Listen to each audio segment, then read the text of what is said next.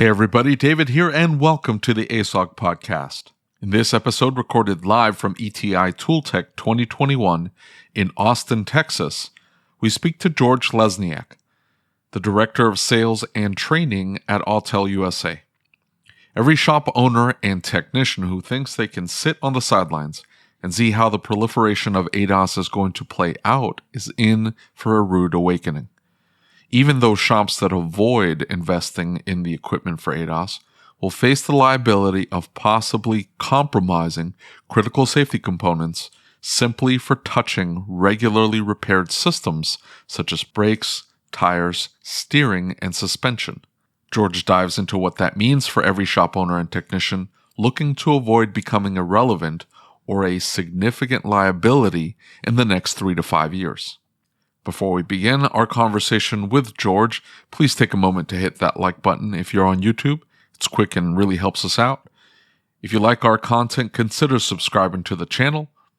If you're listening to this on your favorite podcast listening app, make sure you're set to automatically download the latest episode so you never miss an upload.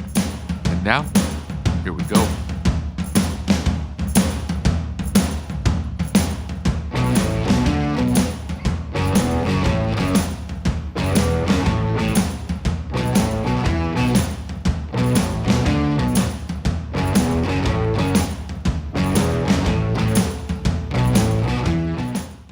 George, how you doing, buddy? I'm doing great. How are you today, Lucas? I'm fantastic. This is really the first time we've met in person. I've followed you for a long time.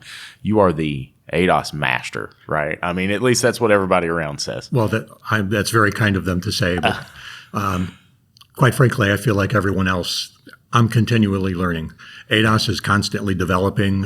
You see new technologies coming out from the OEMs all the time, new procedures, new targets, new fixtures, and just trying to keep up like everyone else is. But also at Autel, we're trying to lead that path, especially in the aftermarket ADAS world. Right. Well, and it's really interesting because it seems like years ago, Autel was nowhere to be found. Mm-hmm. And then boom, all of a sudden. Yes. I mean, that's the tool that everybody says, hey, if you're going to do this, you need the Autel. If you're going to do that, you need the Autel. And so it's been neat to watch the company grow.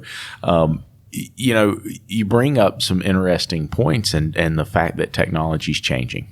And one of the things that shop owners always ask, they always talk about is, wait a minute, technology is changing so fast. How can I invest in this new tool? Mm-hmm. Because it might change in 2 months. Did I waste my money? That's a great point. In fact, there's actually a lot of myths and misconceptions and misinformation online about the direction that the OEMs are going to be taking ADAS calibration. And I'm very blessed in my current career with Autel and being able to work with a lot of the OEs mm-hmm. on development of ADAS platforms.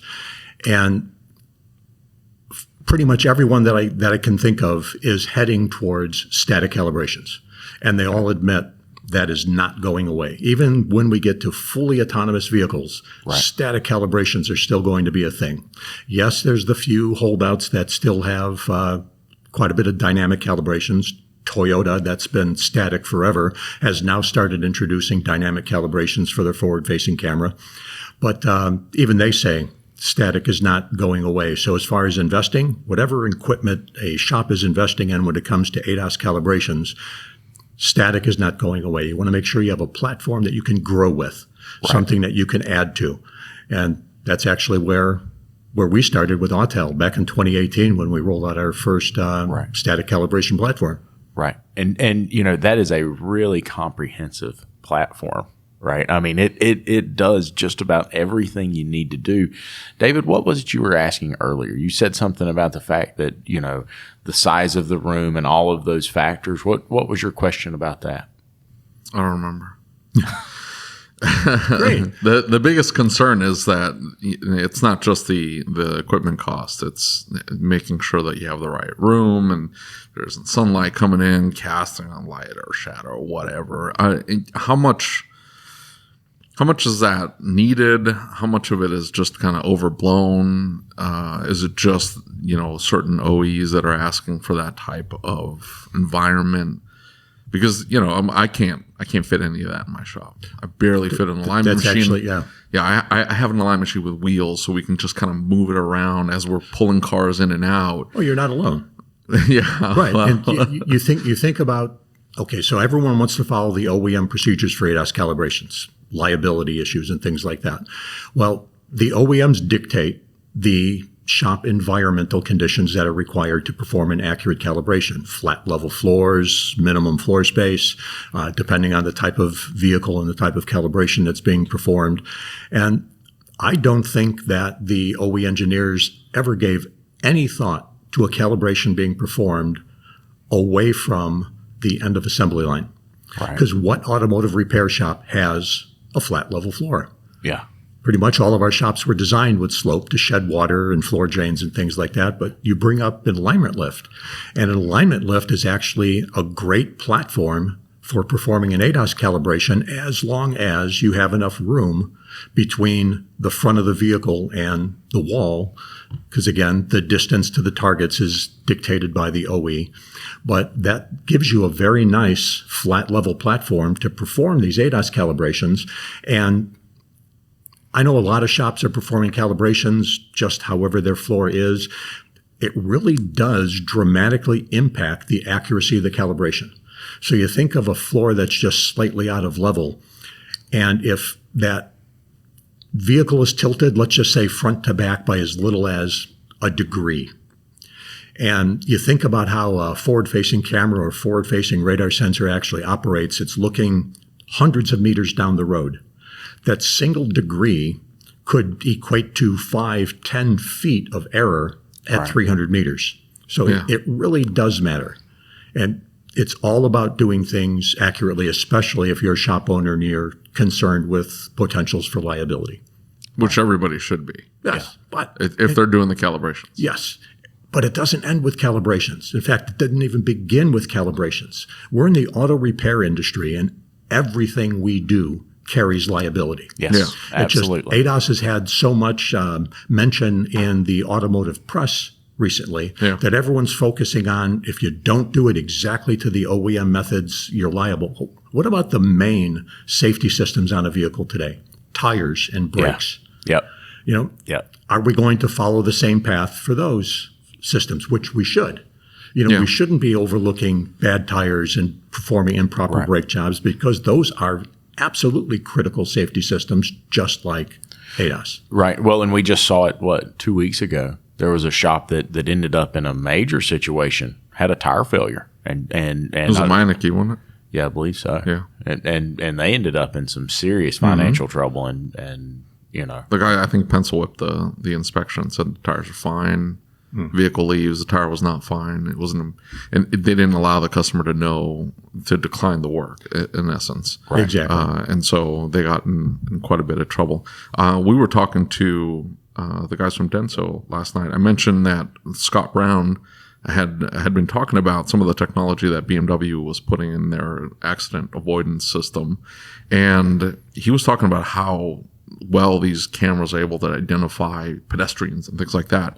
And immediately my mind went to, well, what about the tires and what about the brakes? Because if the tires are cheap, generic tires that are not for what the vehicle was designed for, that system is only going to work as well as the tires can grip. Exactly right. And the same thing with the braking system. What if they pad slapped it and like, oh, you don't need rotors this time, it'll be fine. And then the accident avoidance system kicks in, and instead of being at 152 feet, it's at now 156 feet. Right. And now you killed somebody. Exactly. Who's liable now? And I don't think a lot of these shops are giving any credence to that. They're not looking at it as, I'm just trying to get the sale. I'm just trying to get the brake jobs. Or like Dutch was telling the story about the lady who wanted to trade the car in. She wants to trade the car in. It's a Mercedes. He quotes her, it was over $1,000 for the braking system repair. She ended up picking the car up, left a bad review at a shop, and said, I took it down to a Firestone and got it done for $699.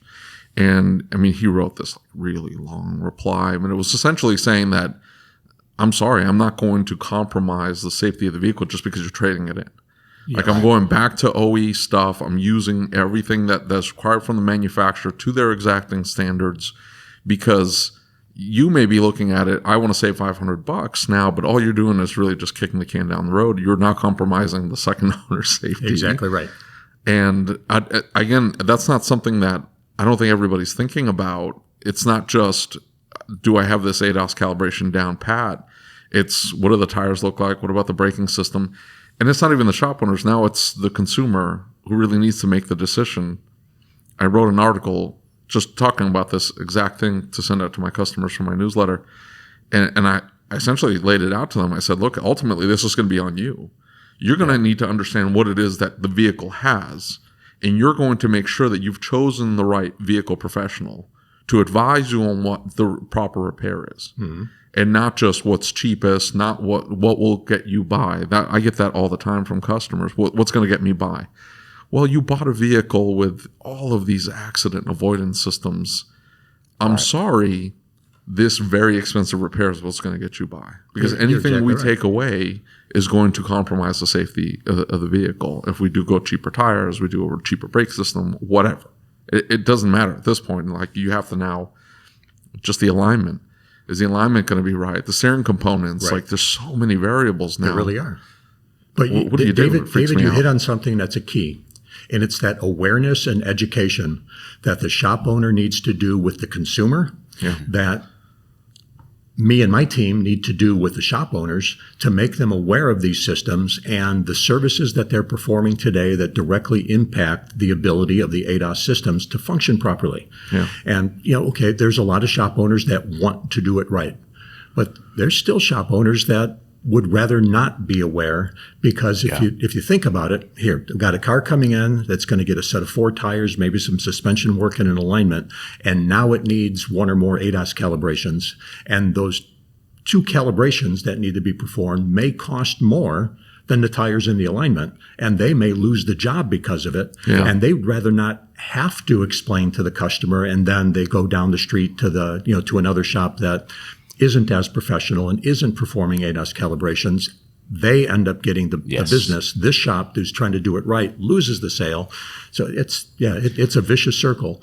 And that's actually the job of what I got brought on to Autel for 2 years ago, was to start raising awareness with shop owners about ADAS calibrations and why it's critical.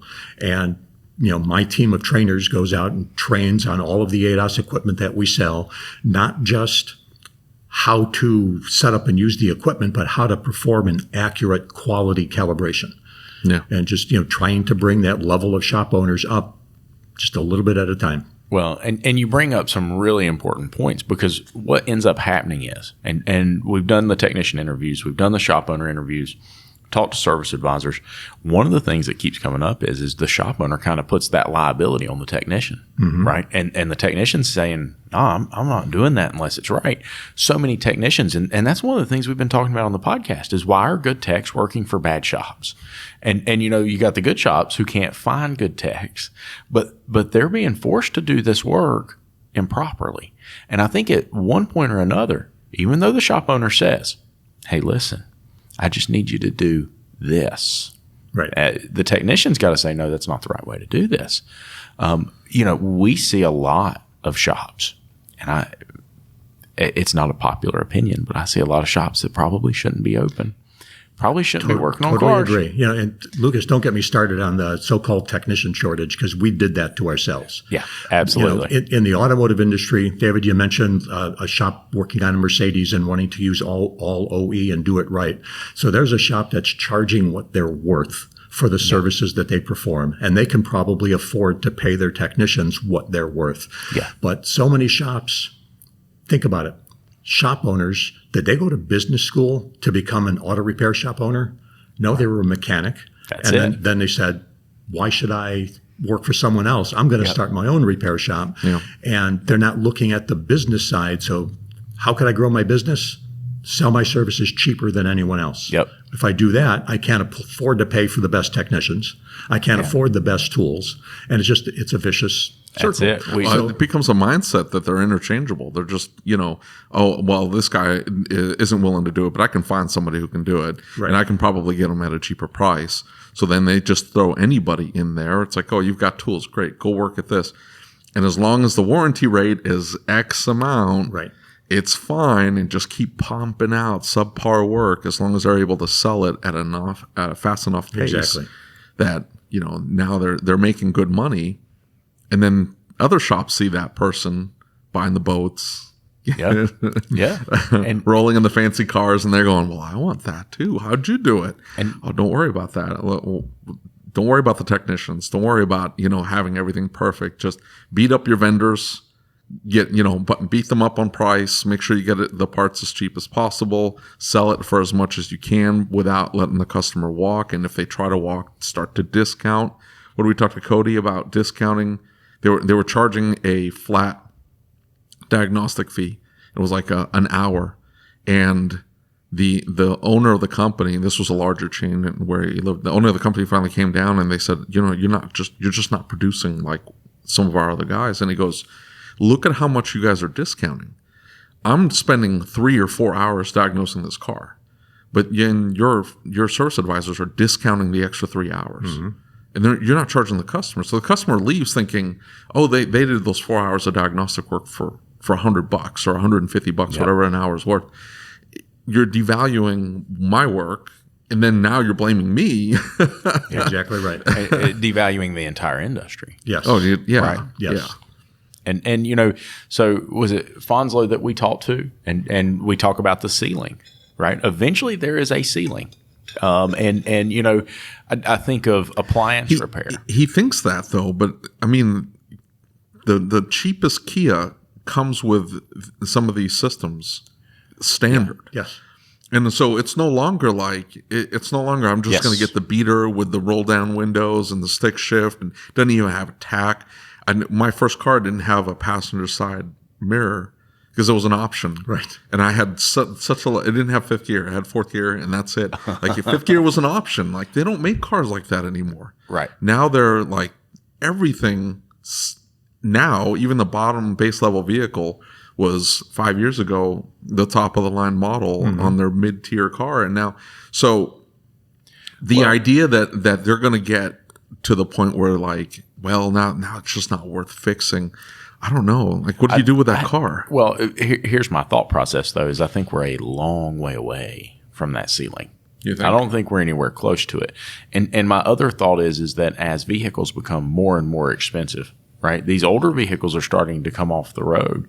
I think consumers have a rude awakening because they're going to be forced into this repair market that they never envisioned, they never imagined, because these shops are doing things subpar now. They're going to run out of that option eventually. I don't think they're going to get the option to do it to the degree they're doing it right now. Maybe they don't go to the level of precision that we think they should. But I think it's going to eliminate a lot of their opportunities to shortchange the process. Enough people are going to get sued. Yeah. Maybe. I don't know if it's sued or if it's that the calibration's not right and the car's not right, so it doesn't perform correctly. Years ago, Scott Brown and Terry Jackson, one of my technicians, went to a class with Scott Brown, and Scott pointed out that one of the sensor brackets was bent. So he had left the airport, and as he's pulling out in his rental car, it's activating abnormally. And now he's spilling his coffee all over the place. You want to talk about a client coming back upset. That'll exactly. do it, And so we always go back to the safety issue. And of course, that's a big deal. But basic function's important too. And especially if it can affect their experience of vehicle ownership. And you're right, there's no base models anymore. Right? The base models are fading. What does that mean to the rest of the market? What do you see in the next 5 years? Oh, as far as the proliferation of ADAS equipment on vehicles, it's growing and growing. David, you hit the nail on the head. More and more so-called base vehicles are coming with some of the more basic ADAS functions, lane departure warning, forward collision warning, automatic emergency braking, just to add that extra bit of safety, to those more inexpensive vehicles. So it used to be, one of the things we cover in my training classes is how new is ADAS? So many shops think this is something brand new that only came out in the last couple of years. ADAS has been on the road in the United States since 1999, but it was on those very high-level vehicles. They were high-cost options, so there weren't a lot of them out there. Now it's on every vehicle, just about 90-something% of the cars coming out of the vehicle manufacturers hitting the road in the U.S. have one or more ADAS function. And by the end of 2022, it'll be all new cars, with the OEMs getting into that joint agreement to hit 100% of vehicles covered with automatic emergency braking and forward collision warning. So this is not going away, but this is also the perfect time for a shop to be getting into ADAS calibrations, because as the number of vehicles ramp up and as those new vehicles get out of warranty and the shops are going to start servicing them on a regular basis, they need to be ready today for what's going to happen in 1, 2, 3, 5 years. Not wait until then to make a decision on where they're going to go. Otherwise, they're going to be left in the cold. Exactly. And one of my experiences, especially in my hometown, is we're seeing a lot of shops who it very much feels like they're waiting for somebody to come write them a check for the business. Right. Their retirement plan is, that's true. I have this business and I have these tools and I spent all this money on it. I don't want to do this anymore. I'm not interested. Come pay me. You can have it. And that's how they're going to retire. And obviously it's not realistic. A lot of them have unrealistic expectations. So, if they're waiting and they don't prepare for ADAS, if they're not, advancing that technology. It's not even ADAS though. It's just doing just basic repair work, like we were saying earlier. Yeah. Like, how are you servicing those brakes? What type of tires are you suggesting to the customer? Right. Because now you have to start thinking as whole systems. I guess my point is they're backing themselves into a corner they can't get out of. Oh, they're screwed. And then they say, well, I want to fix this. Well, great. You need to make $250,000 worth of investments to your facility. Your racks are wore out. You don't have a scan tool, or you have a basic scan tool. You need to come up with some calibration. You got to be able to do alignments. You got to, right? And all of a sudden, you've got a lot of shops in the United States. And I'm not saying anything bad about them, but you got a lot of shops all of a sudden that you got to say, hey, guys, sorry, you're in trouble. How much do you see the OEs heading towards adding more warning lights? Some of these vehicles are leaving, quote unquote, calibrated. They're not. Like you were saying, they're a hair off. The car doesn't know. The vehicle owner doesn't know. The collision shop or the shop or whatever, there's no lights on the dash. Yeah, ship it. Well, yes, more and more OEs are looking or actually working towards having some type of an indicator to give the driver notice that the ADAS functions or the ADAS sensors are not properly calibrated. Some vehicles can do that today. They'll set a fault code for improper calibration. But for the most part, what's on the road today, the only fault codes we see are when something is actually broken. We got a network issue, a connector, a sensor failure, something along those lines. And unfortunately, again, this comes back to the lack of awareness. Many people think no fault code, no problem. It doesn't need to be calibrated, and nothing could be further from the truth. They have no idea. Yeah, exactly. That's sort of the problem. But do you see that do you see that's probably going to be the end game then? The manufacturers start adding a whole mess of buzzers and just like the seatbelt thing. You don't wear your seatbelt, that thing just beep, beep, beep. I think it may actually take some level of government intervention. Think of pre-OBD2. Every vehicle manufacturer was doing their own thing, not just with scan tools and diagnostic connectors, but with components. Right. Try to find a common name for a simple oxygen sensor before 1996. Well, okay, so they didn't necessarily do a perfect job, but they did get the OEs to come together with some level of standardization. I think that needs to happen with ADAS. Right. And it's not just about the naming of systems and the naming of sensors. It's how the systems function, how the calibrations are performed, having a more standardized procedure, not necessarily a standardized target. That I could see that being, having a lot of pushback from the OEMs. But that would be ideal, though. That would be very desirable, like a standard protocol that you're not having to buy.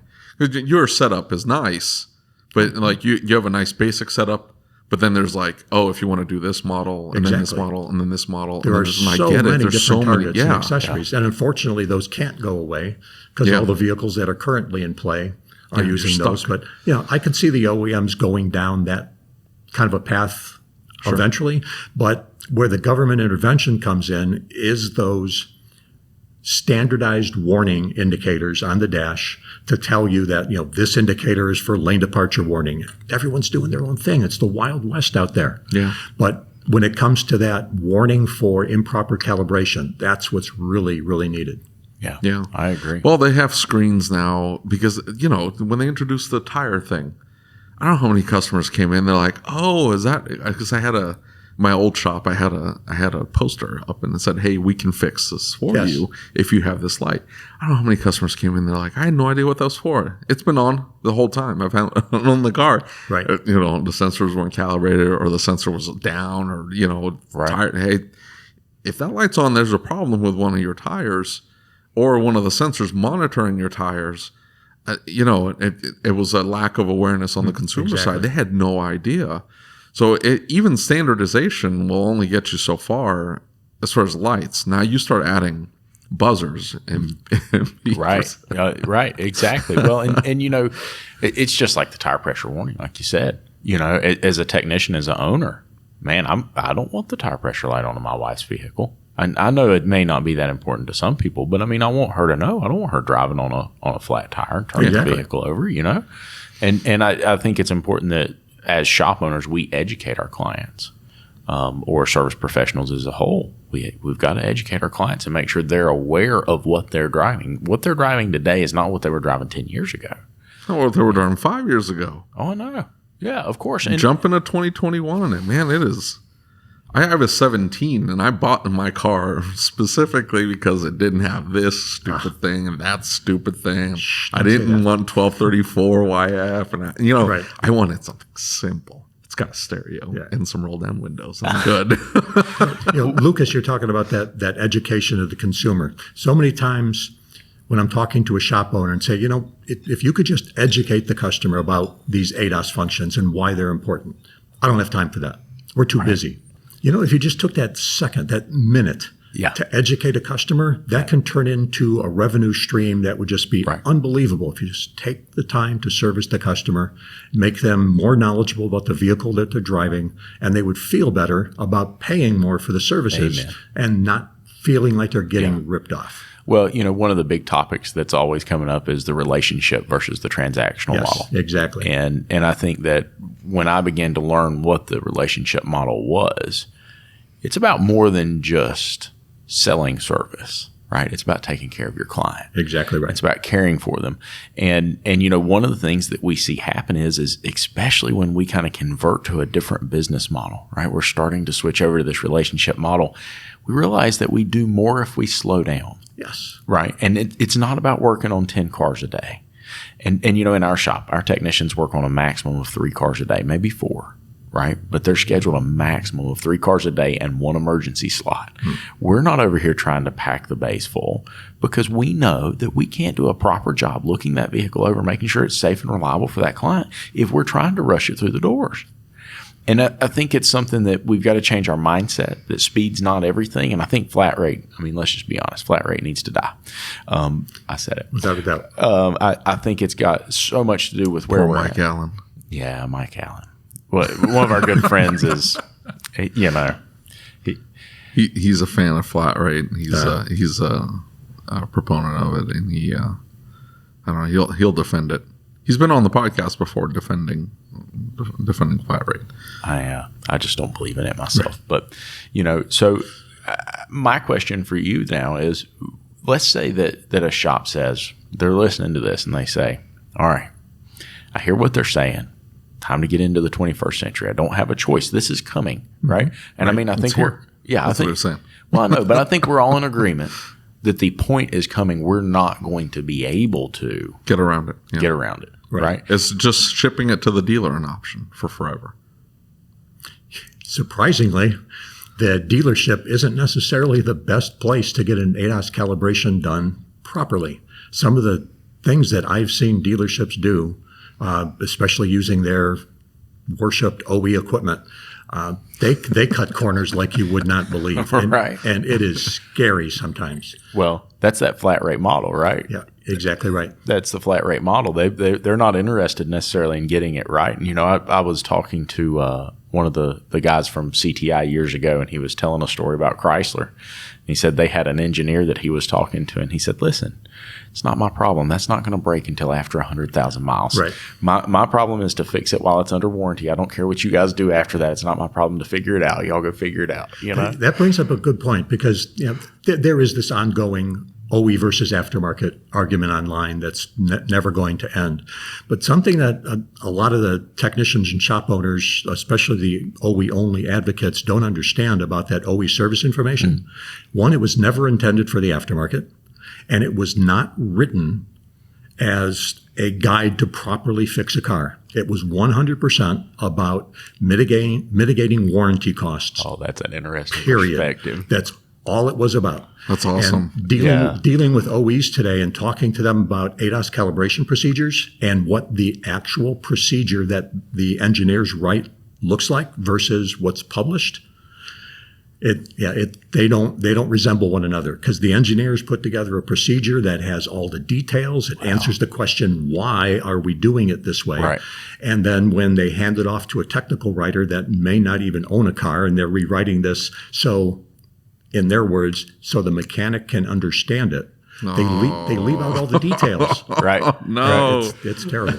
Well, that's one of the things that I remember when I first started kind of coming into my own as a technician, is that I wanted to understand why, not necessarily how. I didn't want you to just... There's a bunch of good my technicians want to know why that works that way. Yeah. Yes. And why it failed. And, they want to know they want to ask the question behind the question. It's great that I'm just replacing that. What happened to it? What's going to prevent it in the future? Where's the design flaw? What broke? They're asking questions. The best technicians are the most curious ones. The ones that are just slapping parts in there. I mean, Couldn't agree more. yeah. Yeah. And I think that's By the way, you just triggered a whole bunch of shop owners when you said that OE. That OE's not. It's not all that. Yeah, they're going to blow up over here in a minute. So, okay, the OE scan tools, absolutely awesome. But just because you have an OE scan tool and OE calibration equipment doesn't mean you're doing it right. Yeah. You still have to do it right.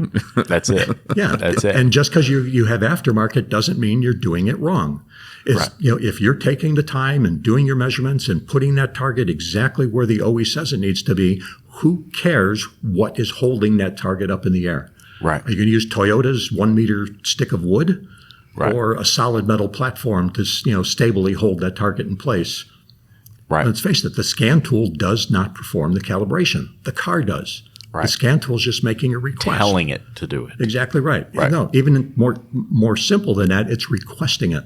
Right. And if the scan tool can't request it, you can't do it. It's Right. not like you're going to do it wrong. Yeah. You can't tell a General Motors to calibrate when the scan tool just can't communicate with the module. Right.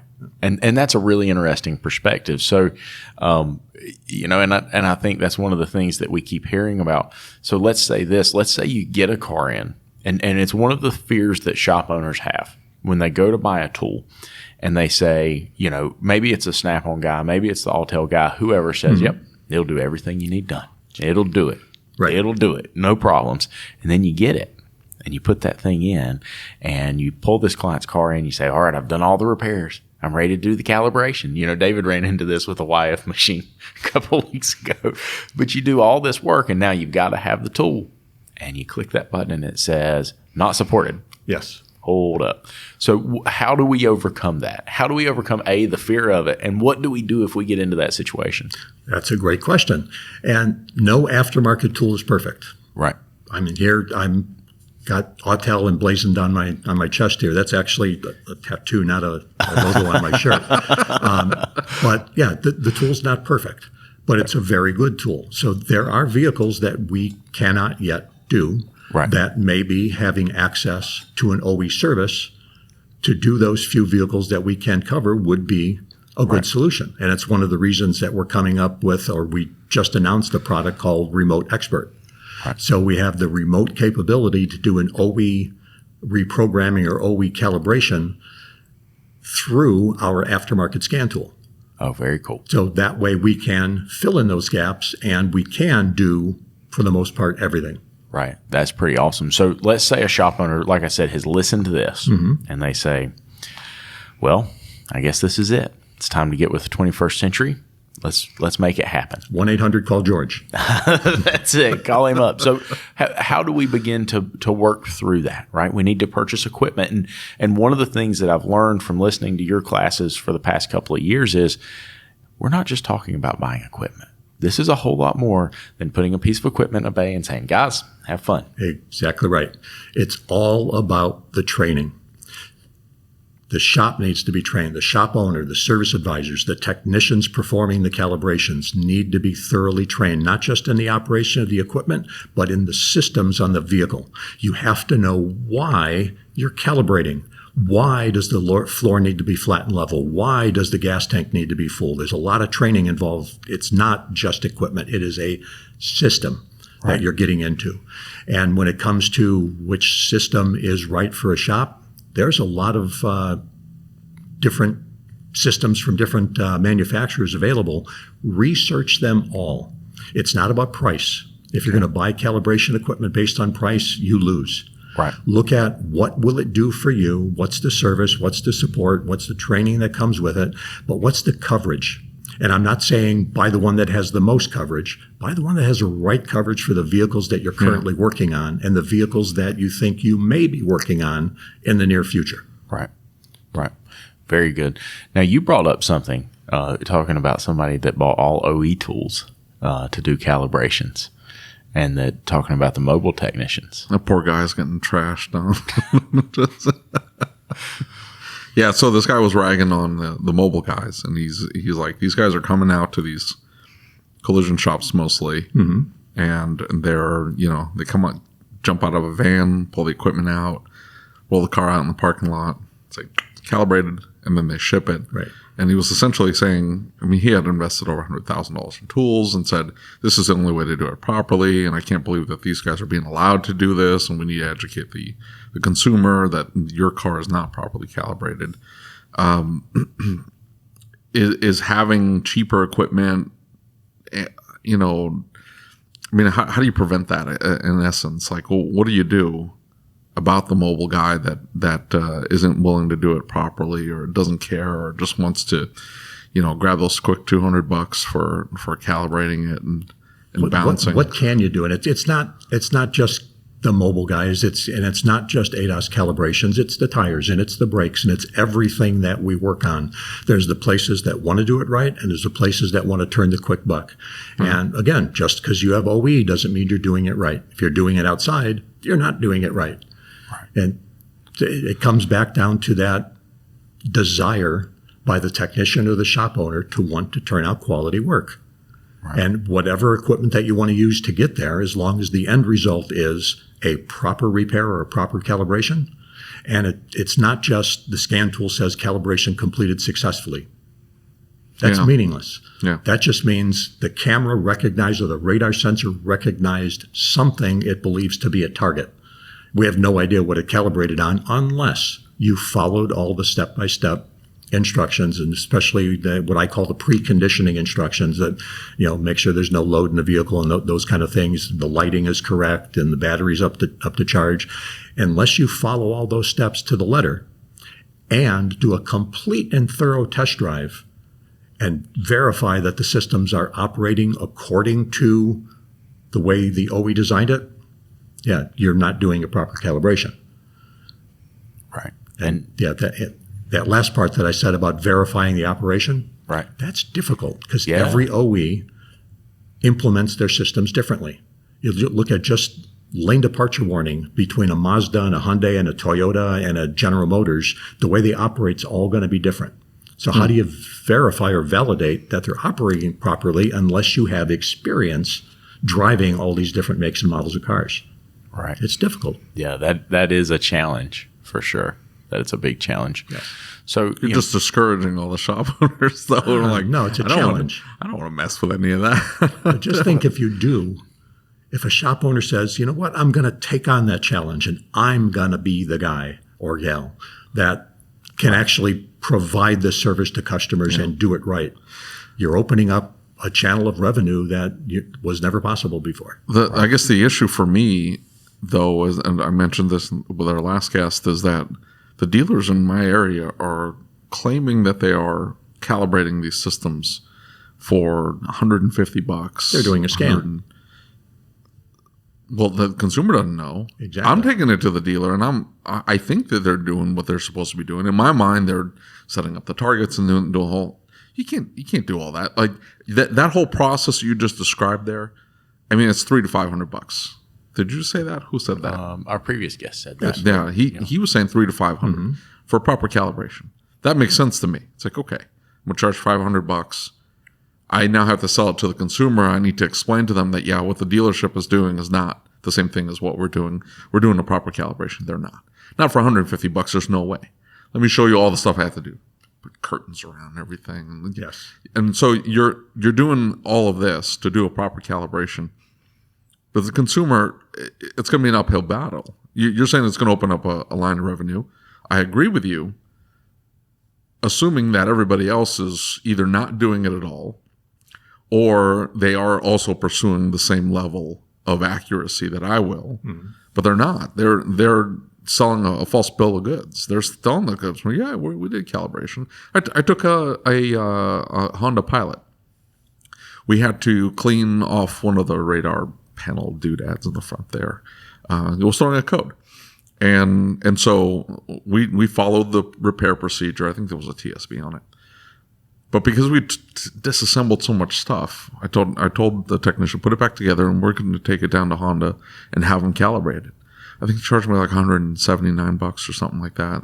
And I said, did you do a full calibration of the accident avoidance and lane departure system? They're like, oh, yeah.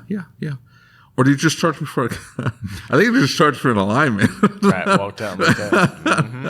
Yeah, it works. They scan the car, no codes, we're good. Exactly. That's what I end up seeing. Oh, no. Yes. If there's no codes, it doesn't need a calibration, even at dealerships. Yeah, and see that's hyperventilate over here. I'm panicking. And that's what I'm hearing. And I was talking to a good friend of mine, not going to name him or the company he works for, but he said, my product is in a number of dealerships. And he said, I'm talking about providing this product to aftermarket facilities or the independents. And he said, so I'm going to take my car and I'm going to take it to one of these facilities. I'm going to have them calibrate it and see what the experience is like. He said, I've been to like 3 places so far and nobody's done, our machine's broken. Yeah. And I would have preferred that rather than charge me money to scan the car and check the alignment. Right. Yeah. Oh, I mean, I think anybody would, but. Well, the consumer doesn't know. No. I didn't know what they did. I asked for something very specific. I don't know that they provided it. I mean, just because you go to a restaurant and order a steak medium rare doesn't mean that it's medium rare. But I can tell that it's not medium rare when I cut into it. I mean, that's a point. If they bring me chicken, I know something's wrong. There's no way to know. You're eating a steak and you're like, oh, yeah, sure, it's steak. Well, you're an informed consumer. You know the difference. Right. Well, no, that's what I'm saying is I took it to the dealership and they told me, hey, yeah, we did that. I didn't know. How was I supposed to tell? I mean, I guess I could have driven it and said, well, let me try to crash into something, see if the car will stop. Right. Or let me go veer off the side of the road, see if it'll kick me back over or start, flashing lights or whatever. Hey, listen, I know your luck. There is no way in hell. Yeah, the car would not have stopped. Yeah. I would try that. I would have gone flying through the windshield. One of the things that we teach technicians when they're using our system to calibrate is about that pre and post scan and documenting everything you do. Like, for instance, our tool with a pre and post scan allows you to use the camera in the scan tool to photograph. So you take pictures of the setup and what you had to go through of the actual vehicle that you're calibrating in the bay, showing the proper environment. And you've got that documented to say, here's what we had to do. And now you've got something of value that you could actually charge that consumer for and proof that you actually did it. Yeah. Yeah. And I think I think they need to see it. Yes. They need to understand that these are two different things. Right. And right now they don't. They just see it's something money versus doing nothing. Right. Because they're not doing anything for the But the consumer just sees dollar bills. Mm-hmm. Right. Yeah. That's all they're seeing. They I think we've got to acknowledge that our industry didn't have the best reputation to begin with. True. And now we're going to say, hey, listen, we need to do this thing. And they're like, why do I need to do this thing? I don't understand. I took your bumper off. Yeah. It's going to be an extra $500. I took your bumper off. Well, what do you mean? Well, I got to recalibrate the whole thing. It's the whole thing. Sorry. I'll show you pictures after. I mean, it's something to think about. So, tell us what type of investment shop wants to get into it right now. And I know that's where do they start? Because you were saying that, like, okay, I have an alignment rack, it's leveled or whatever. Yeah. Like, I got it to very specific standards because I was planning on buying a certain machine and I bought something else. But, the thing's set up properly. So, but I only have so much space to the back of it, to the front of it. Mm-hmm. So what are you looking at? So, okay, let's take that alignment machine and alignment rack. Depending on the manufacturer of the machine, you're probably looking at a Hunter, right? No. Okay. Well, if you were. Certain alignment equipment manufacturers have integration kits for Autel calibration equipment. Oh, very nice. So, for instance, Hunter's got a camera kit that adds on to our system, so our calibration will integrate with their alignment software, and you perform who else do you use besides Hunter? Hunter, Chem, Rotary, Weisbarth, and Atlas at this time. That's depressing. I didn't get any I've got a Hunter. Shut up. So you got a John Bean. I did. Oh, man. Oh, no. Here you are. You're talking about the dealers not even doing the job they said, and he's going to look at you and say, listen, I'm really sorry, but... No, John Bean makes great equipment. That was the most diplomatic answer. You were looking so sad. I have to... I'm never going to hear the end of this. My technicians... So I have one technician, he hates doing alignments because he's like, I've been doing them for 15 years. I don't want to do any more alignments. But he's like, if you're going to buy one, get a Hunter. That's what he told me to get. I said, but these guys are giving me this hell of a deal on this machine. And it's like super cheap payments for the first year. And it's like no interest and this, that, and the other. I'm like, I got to get this machine. And he's like, this thing is going to fight me. I'm going to be pissed off at it. I'm just telling you, it's so much easier. Just get a flipping Hunter. And I'm like, no, it'll be fine. It'll be fine. And it just, anytime anything goes wrong, I just hear about it. Should go to 100. Should go to 100. Him. Should go to 100. That's all I hear. I was talking to a friend of mine the other day, and he had real old wore out tire machines. And I said, hey, I'm curious. I kept telling him, look, we're really happy with our Hunter machines. And these things have been worked, right? Mm-hmm. They're used, they're wore out machines. And when we move into the shop, we're going to put new ones in. But I said, I'm curious. I want to know. Are you going to get the touchless one, the hit the button? And I'm not doing any of that. I don't think I could stand that. I'm a physical person. No. I want to hit a button and it beeps whenever it's done. Your tire's ready, sir. And I come over. It's already balanced and everything. You're already complaining about pushing the button on the microwave. So he wants a machine that will push the button on the microwave. Yes, exactly. I want to voice activate it. That would be awesome. To get back to your original question about what's a shop looking at, It depends on what they want to be able to calibrate. Okay. So not only which vehicles, but what systems on those vehicles. Right. So a calibration system from Autel could be anywhere from $12,000-$13,000 to $30,000+. Sure. Depending on, again, what it is you want to be able to do. But I'm talking like space-wise. Oh, space-wise. So minimum, you're looking 16 by 32 feet. And that you could do probably 60 to 70% of forward-facing cameras, quite a bit of around view monitoring, a lot of radar, a lot of blind spot, but not all. When you start getting into some systems like some Hondas for forward-facing camera calibrations, they need 6 meters in front of the vehicle to place the target.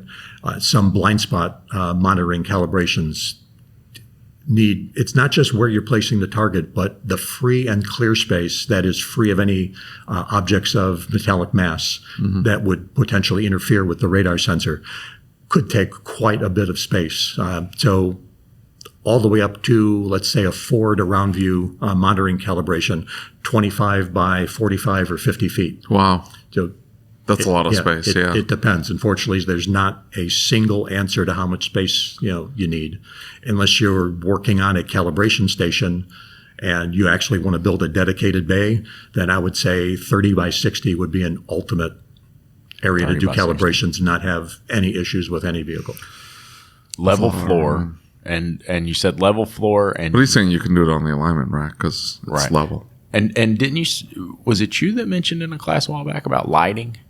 Lighting is critical. I've seen so many calibrations fail because of lighting. Think about the average shop. You go in the shop, you flip a switch, and all the lights come on. Well, that's not necessarily a good thing when it comes to calibration.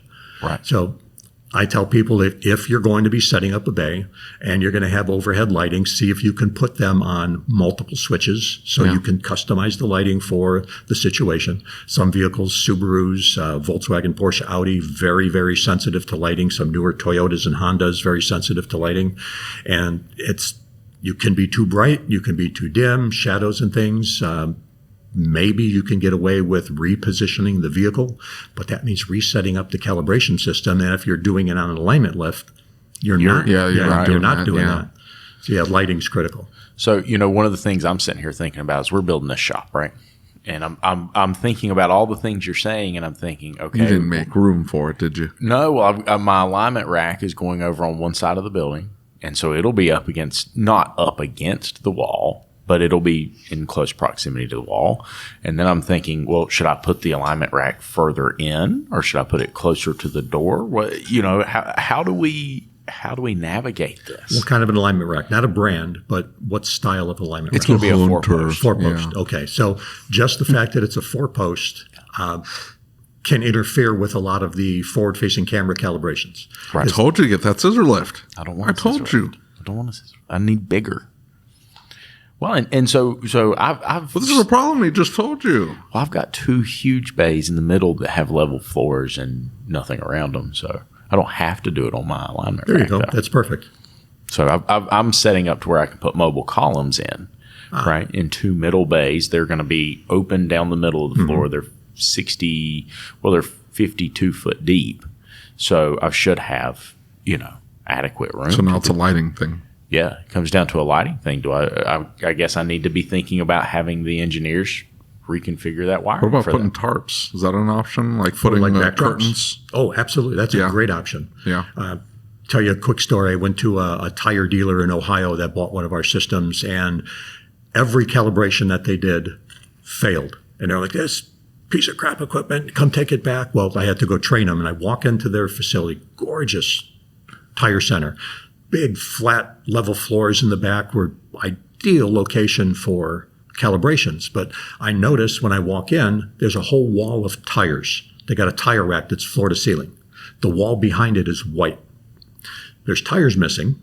Right. So when I walk in, I see this giant black and white checkerboard pattern. So I say, this is your problem. And they're like, oh, no, we're going to have to move the tire rack. And that means we're going to have to put another building outside. I'm like, no. Get a tarp. Yeah. Get a roll-around whiteboard. Do the Toyota method. Have somebody stand behind the target with a 3 foot by 3 foot piece of cardboard. It doesn't need to be fancy, just something simple. So they got a piece of conduit and a tarp, and they wrapped it over with shower curtain rings. Yeah. And just pull it in front of the tires when they have to calibrate, and it's perfect. That is awesome. Doesn't have to be fancy. So let me ask you this then in closing. So all these listeners, they decide they want to implement Autel in their shop. Mm-hmm. Who do they contact? And let's say they need technical assistance. Where do they get technical assistance, and where do they get your training? Because you've done tons of training for IGONC. Yes. And where do they get this information? How can they find you? That's a lot of questions. Okay, so the training specifically. That's the big one. I really want to know what the training is. First, when it comes to buying the equipment, we only sell through distribution. Mm-hmm. So they have to find a distributor that they're happy with. We provide training through certain distribution channels. Okay. We don't provide included training when someone's selling online at rock bottom prices, because they're undercutting the industry, and we don't like to support that. But find a good distributor that's working with Autel, an Autel authorized distributor, and then we can work on the training for the equipment. And they can either contact Autel tech support, or they can contact me directly, Lesniak at Autel.com. And Perfect. Once you get your system in place, contact me, and I'll have one of my trainers come out and Fantastic. take them through that training. Well, you'll be getting a call from me soon then. Awesome. So I know where you live. Oh, that's awesome. That's great. Thankfully, Because he's in the southeast, like everybody else we've been talking to. Well, listen, I'm sorry that you live in wherever you live. George, thank you so much for being Yeah, here. this was awesome. It's been a blast. I'm glad you upset all the OE guys. Well, I'm here to serve. I'm over here. Prior to having this conversation, I was sitting here saying, I don't think I'm gonna do the ADOS thing, and now I'm saying, don't think it sounds doable. How do you not do it? Yeah. You made a compelling case. Like, you have to. Well, consider this. We talked about the static and the dynamic and where are things going. Right. FCA, now Stellantis, historically has been all dynamic calibration except for a few statics for radar. They chose Autel as their OEM equipment. So Really? every Wow. FCA dealership in North America is receiving an Autel calibration system as an essential tool. It's not an optional tool. It's an essential tool. They tested all the aftermarket systems for almost 2 years, and ours came out far and above the best according to the FCA engineers. That's awesome. So you want OE? I love it. George, thank you so much, Thank buddy. you. Yeah. Well, I hope you enjoyed this episode of the ASOG podcast. We have several more eye-opening conversations from ETI ToolTech that I think you'll enjoy. If you'd like to catch these episodes early, you can do so by becoming a patron. Just go to asog.site and click on the Become a Patron Now button. Becoming a patron helps support the show, gets you several perks, and is tax deductible. Make sure you're subscribed to the podcast and on YouTube so you never miss any of the upcoming episodes. And as always, if you have any questions, comments, or concerns, you can email me. My email address is david@asog.site. That's david@asog.site. Until next time.